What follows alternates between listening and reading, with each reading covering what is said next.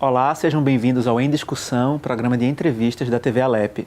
O nosso convidado de hoje é o professor de filosofia da UFPE, Marcelo Pellizzoli. A gente vai conversar um pouco sobre o que é e como se faz a justiça restaurativa. Professor, muito obrigado pela participação aqui na TV Alep, aqui no Em Discussão. Eu queria começar perguntando do começo mesmo, né? O que é justiça restaurativa? O que é que diferencia essa, vamos dizer, modalidade de justiça da justiça que a gente já conhece? E o que é que a gente busca restaurar com essa justiça restaurativa? Em primeiro lugar, é um prazer estar aqui, né, conversar com vocês, né, a Imone, que já nos conhecemos, né, de outros canais, e também aqui no pessoal da Assembleia, né, Legislativa. A questão da justiça restaurativa é um tema muito importante no país hoje, se expandiu muito, mais dentro do judiciário, mas também fora, né? Em primeiro lugar, a justiça restaurativa é um paradigma, é como que você olha os conflitos, é como que você olha a violência. Se a gente não muda esse olhar, não vê outras possibilidades de restauração, como já se diz, né? De confiança nas relações, de estabelecimento de diálogo, de possibilidades de mediação, se a gente não consegue ver isso, não tem justiça restaurativa. Então, para ser restaurativo, tem que olhar como um paradigma, como uma nova visão. E depois tem um conjunto de métodos, né? Métodos que vão realizar essa visão, essa concepção, né? Essa possibilidade de resolver os conflitos de uma forma bem diferenciada, né? Então, aí com os métodos, você implanta tipo mediação, círculos, processos circulares, um conjunto inteiro metodológico de implantação disso. E depois um modelo de gestão, porque se as instituições não apoiam, não se organizam, tipo judiciário, prefeitura, estado, escolas, né, todos os setores, sociedade civil, isso também fica meio capenga, assim. Qual é a origem dessa prática e como é que ela chega ao Brasil? Porque ela tem origem fora do Brasil, não é isso? Isso é uma origem, assim, ela é um pouco esparsa, assim, né? No sentido de que você vê nos Estados Unidos tem coisas que já aconteciam, no Canadá, na Europa, com mediação vítima-ofensor, esses procedimentos que vão tentando aproximar a comunidade, né? Uma justiça que se reaproxima mais da comunidade, em vários... Aí só na década de 70 mesmo começou a se falar mais desse termo, justiça restaurativa, e alguns autores são bem importantes, Howard Zehr, que foi traduzido um livro dele já faz tempo para o Brasil, um livro fundamental que é Trocando as Lentes, que fala disso, né? Paradigma, né? Trocando as lentes da justiça, novo foco do crime e da justiça, né? E aí se expandiu para vários lugares, né? E uma das metodologias que a gente mais usa nos últimos tempos surgiu a Kay Pranes, que é uma norte-americana, que introduziu os processos circulares, que é com uma riqueza metodológica, simbólica, de participação bem mais intensa. Então, hoje no Brasil, os modelos de justiça restaurativa são muito pautados nessa metodologia de Kay Pranes, chamados processos circulares de encontro, né? Na prática, como é que funciona? Por exemplo, vamos dizer que eu cometi um crime contra você e, enfim, estou sendo processado. Onde é que entra a justiça restaurativa dentro de um processo judicial tradicional? Aí a gente está focando no processo judicial, mas a visão restaurativa e o conjunto dessas práticas são um conjunto que tem no fundo a cultura de paz. Uma comunicação não violenta, que é um dos métodos que é adotado dentro da justiça restaurativa, chamada comunicação não violenta, que é algo que a gente trabalha muito aqui no Estado também e no Brasil, com cursos e tudo mais. Começa, na verdade, na família, nos relacionamentos. Você traduzir pacificação, uma comunicação, diálogo, encontro. Quando tem isso suficientemente, a própria comunidade... Porque o que é a justiça? É um empoderamento da própria comunidade. É uma prática social, ela não é do judiciário. Então, quando se vai mais fundo no que é a justiça, através da justiça restaurativa, você vai recuperar o conceito original de justiça, que é a ideia de empoderamento, de equilíbrio, do tecido social, do dar e receber. Então, todas as comunidades, elas têm essa sabedoria. Quando elas começaram a perder isso, de alguma forma o Estado começou a raptar isso. Então hoje o Judiciário, de alguma forma, também raptou fazer justiça das comunidades. Ele tem uma espécie de monopólio disso. Monopólio, né? Isso é muito interessante a gente notar um monopólio da justiça. E quando aparecem todos esses processos de mediação, de justiça comunitária, restaurativa, agora até constelação familiar dentro do Judiciário, é um sinal claro de que tem que retomar a origem da justiça. Quando falha isso, então aí vai para outras instâncias. Aí começa isso, a sua pergunta que você perguntou, né, que vai chegar no judiciário. A nossa questão é evitar chegar lá no judiciário, porque se chegou lá já a situação é muito ruim. Então, todo o papel das associações de bairro, escola, porque a justiça restaurativa está nas escolas, ela faz círculos, ela faz mediação, ela muda o olhar do professor, da gestão, né? Isso é muito bonito. Aí funciona na escola para aqueles processos que são muitos hoje, vem da escola, vai tudo para o judiciário. Então, a gente para ali. Para na família, não funcionou, aí entra no judiciário. Aí é um outro procedimento. De vez em procedimento convencional da justiça retributiva, que tem um fundo, né, adversarial, muitas vezes que não repara as relações, não olha a vítima suficientemente, não olha a dor da vítima, não cuida da vítima e não cuida do ofensor também. Com a visão restaurativa, você vai fazer o quê? Você vai encaminhar esse processo, vai como se tivesse algo que desvia o procedimento normal, né, para as práticas restaurativas. Aí eles vai ter o pré-círculo, vai ter toda uma conversação com as partes separadamente, né, e aí explicar o processo, como é que é um processo não adversarial, o processo que vai falar das coisas que as pessoas estão sentindo, entre os sentimentos, as necessidades dela em jogo, como elas se sentem quando são feridas, o que elas precisam como vítima, como agressor, por que elas fizeram isso, o que estava acontecendo dentro delas para ela fazer essa bobagem. Trazer comunidade, a gente traz os parentes, traz familiares das pessoas, coloca junto e fica uma potência assim, de encontro, né? Onde aquele procedimento de o juiz fala e o cara só responde dentro daquelas questões pré-estabelecidas, não tem diálogo. Então, não há diálogo nesse modelo adversarial, retributivo, vingativo. Por isso que surgiu todos esses procedimentos, né? Então, o procedimento restaurativo, ele vai acolher essas pessoas e vai tentar resolver o processo com os vários círculos, ou o pré-círculo, um círculo, 2 círculos, depois um pós-círculo para ver o cumprimento das medidas. Porque também tem um plano de ação para ver o que as pessoas vão fazer, o que elas erraram, né? Como vai cuidar da vítima, como é que vai se acertar na vida. Então, um processo lindíssimo, muito rico, né? Hoje em dia há na sociedade um clamor muito grande por punição, pelo que o senhor chamou de uma coisa vingativa. Como é que a justiça restaurativa e as pessoas que trabalham com isso contra-argumentam diante desse clamor pela prisão, enfim, por sentenças muito duras e tal? Como é que vocês, por exemplo, se defendem da ideia de que isso pode estimular a impunidade ou a falta de organização da sociedade? Muito boa essa questão, porque quando a gente está num momento de crise, como a gente está vendo, essa crise de valores, a crise, né, social, econômica, a crise política, de legitimidade política no país, uma série de coisas assim, esses momentos mais difíceis, né? E as pessoas clamam, e aí aumentando coisas de violência social, que eles só veem na ponta do iceberg, que é lá o cara, né, roubando, atirando, etc., né? Clamam por vingança, e é uma cultura do medo. O medo provoca a raiva, essa raiva clama pela vingança. Então, as pessoas não conhecem os 4 modelos de disciplina social, porque justiça é disciplina social, né? Equilíbrio, dar e receber, empoderamento, é disciplina. Então, a primeira é a negligência. Na negligência não tem pai nem mãe, não tem nem lei nem acolhimento, que a mãe é mais acolhimento, como energia, como arquétipo, né? Materno.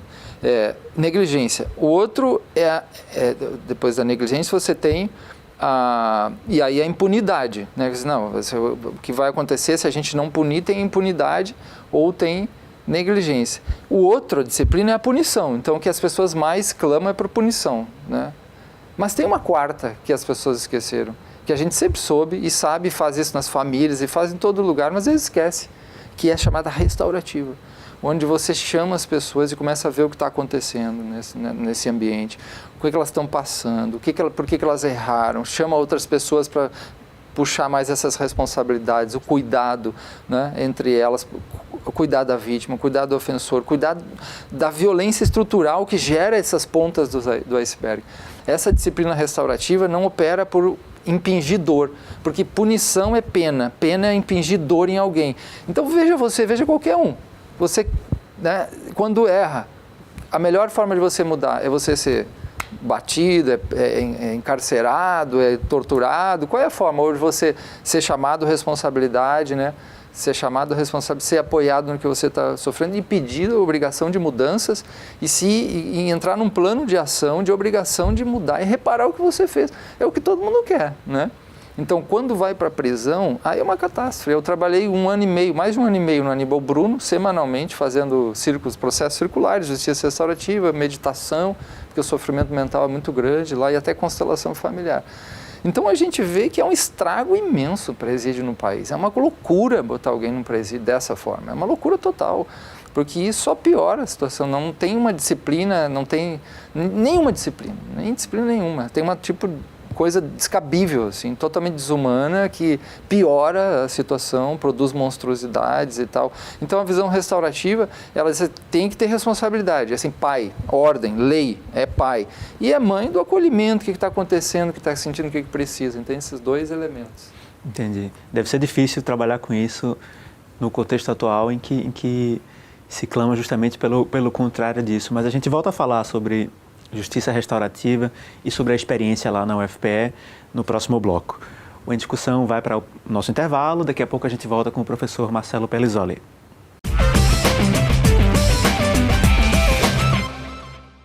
Estamos de volta com Em Discussão. O nosso convidado de hoje é o professor da UFPE, Marcelo Pellizzoli, e a gente conversa sobre justiça restaurativa. Professor, lá na UFPE existe esse espaço que o senhor coordena, que é o Espaço de Diálogo e Reparação, o EDR. O que é esse espaço, como ele funciona e como tem sido a experiência à frente desse espaço de diálogo e reparação? A Universidade Federal ela tem vários organismos, desde o início dos anos 2000, organismos que trabalham na área de cultura de paz, grupo de cultura de paz e direitos humanos, né? Comissão de Direitos Humanos. Em 2013, a gente criou um mestrado interdisciplinar, aceita todas as áreas, né? De direitos humanos também. E aí dentro uma linha de justiça restaurativa. E aí, somando isso, a gente criou uma comissão de ética, que é uma obrigação, né, nacional, né, das comissões de ética pública do servidor.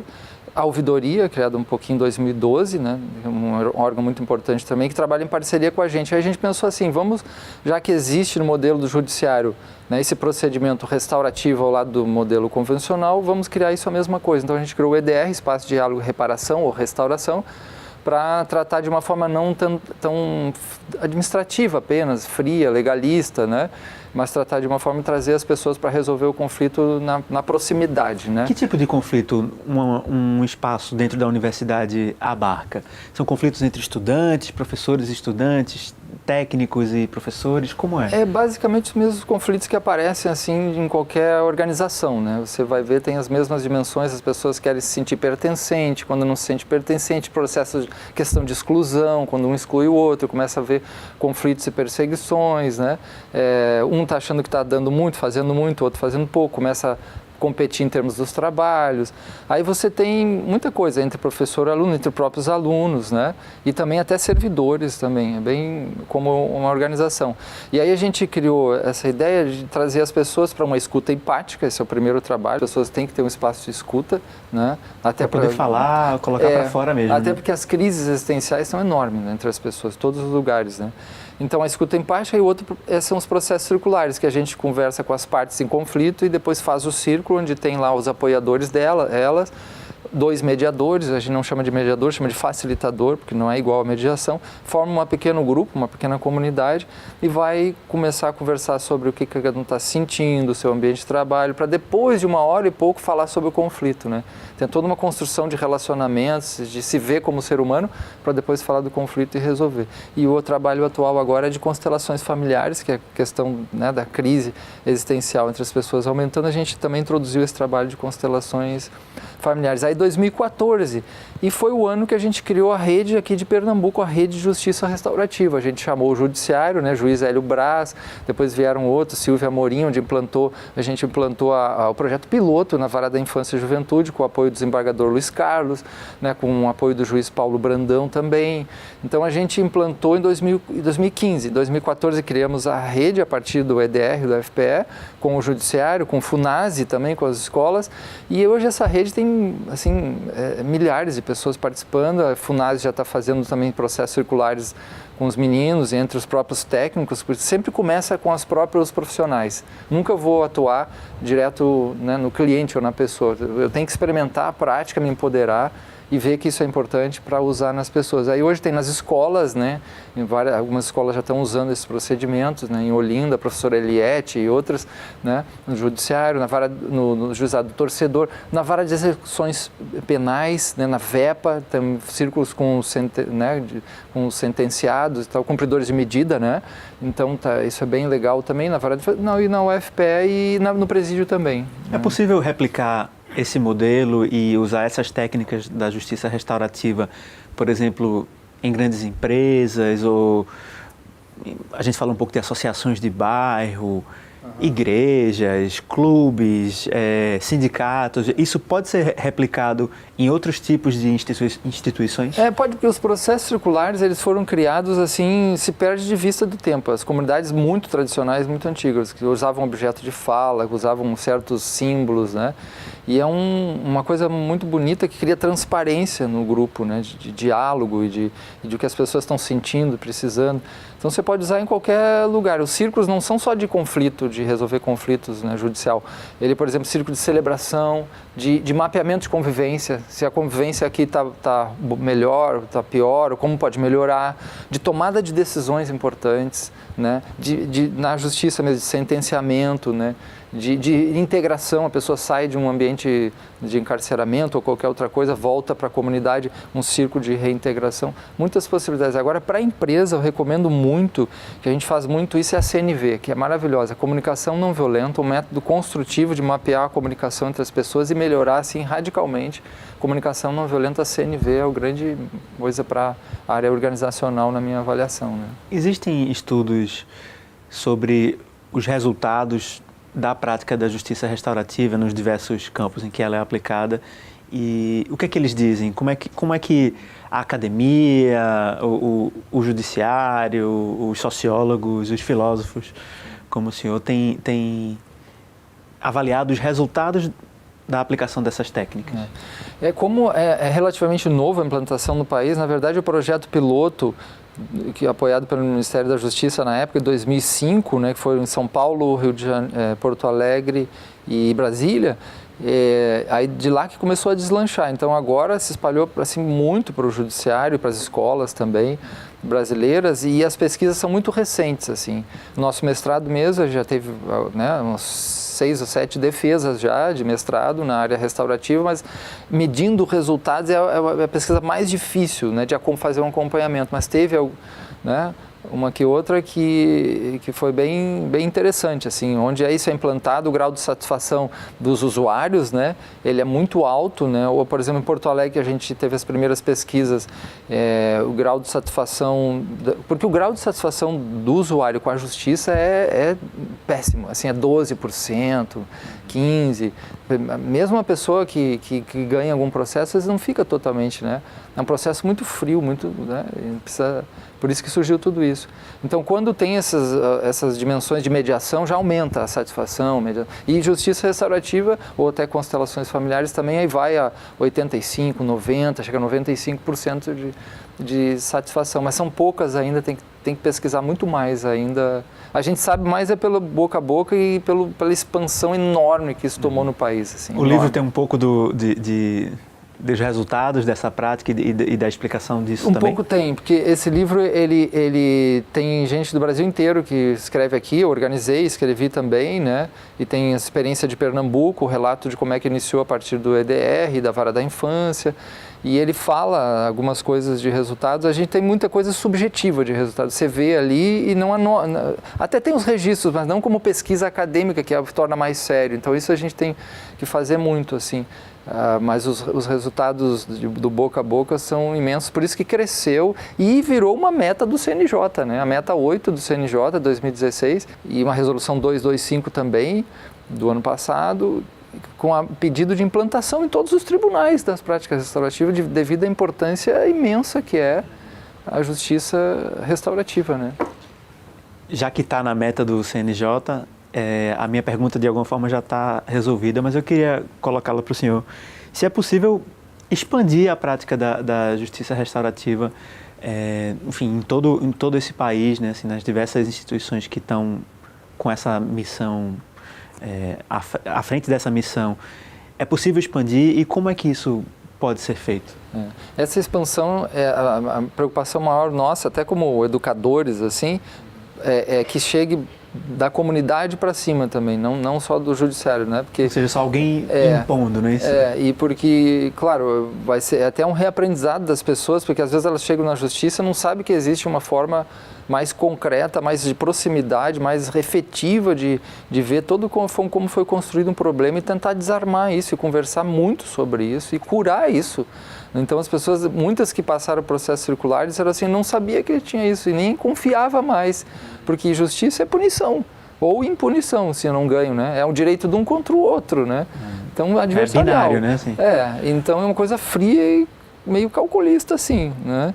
Então, o próprio judiciário está ajudando a educação, o judiciário, né, a cultura de paz, os direitos humanos, está ajudando as próprias comunidades a recuperar o que elas sempre tiveram, né, porque isso é delas, a justiça é a comunidade que criou, assim, que precisa da justiça, né. E como se forma profissionais, pessoas capacitadas para atuar no campo da justiça restaurativa? É uma formação específica, é transdisciplinar, é preciso ter um curso, uma técnica que é dada especificamente por alguma instituição? Como é que isso é feito? Para entender um pouquinho, assim, você pode fazer um curso de introdução. A gente tem feito muito isso em Pernambuco, no Brasil tem os cursos de introdução à justiça restaurativa, CNV, comunicação não violenta. Agora, para se tornar um facilitador, mesmo você vai ter várias vivências, você tem que ter mais ou menos 80 horas, pelo menos, de um curso, né? Há vários formatos de curso, onde você vai vivenciar muito, vai estudar, mas vai vivenciar muito, vai praticar muitos processos circulares, depois vai ter um certo acompanhamento, vai participar de 10, 15 círculos como co-facilitador, né? E vai ter um acompanhamento e depois vai ganhar uma certificação. Então a gente está dando esses cursos aqui também no estado de facilitador. É só procurar a nossa rede, né, ou o EDR, né, que é o site www.ufpe.br/EDR. É o site da UFPE/EDR, né, Espaço Diálogo e Reparação. Esses círculos duram quanto tempo? Existe um tempo padrão ou varia de acordo com o conflito, com a situação que está envolvida? Ele tem um pouco de variação, mas como tem essa primeira parte toda de construção de relacionamentos, né, de histórias de vida, o que cada um está vivendo, o que um espera, as necessidades e as expectativas, ele vai e tem círculo que dura 4 horas, né?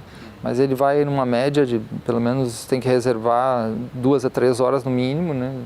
Pode chegar de 2 a 4 horas, assim, é um processo bem pedagógico, intenso, longo, né? E às vezes você precisa fazer 2 círculos, porque o caso é complexo, ou tem muitas pessoas envolvidas num conflito, 2, 3 círculos, né? Além do pré-círculo, que é antes, a preparação das pessoas. Um processo que não se resume num dia só, né? Assim, não. Diferente da constelação familiar, que a gente usa também, que é muito breve, muito rápida, né? São procedimentos diferentes, né? Uma última pergunta, a título mais de uma curiosidade pessoal. Como é que um professor da área da filosofia chega nessa prática da justiça, que a gente pensa na filosofia como uma coisa abstrata e isso aí é uma coisa muito do dia a dia e das pessoas mesmo, né?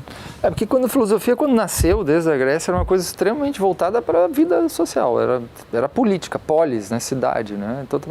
Então, desde o início eu me caminhei para a filosofia prática, que é a aplicação da filosofia nas áreas de paz, né, cultura de paz, direitos humanos, e também trabalhei muito na área ambiental e saúde, que são muito conectados, saúde ambiental, isso eu trabalhei muito também ecologia, né? Então a aplicação, ela vai encontrar o mundo prático, para sair da cabeça, né, dessa abstração, e a gente está sendo assim chamado pelo nosso tempo, né, o espírito do tempo, para fazer alguma coisa, porque é uma situação muito difícil. Professor, muito obrigado pela participação aqui no Em Discussão. Espero que a gente possa trazer outras experiências de justiça restaurativa mais à frente e até uma próxima oportunidade. Obrigado a todos, até a próxima. O Em Discussão fica por aqui. Muito obrigado por assistir e até a próxima edição.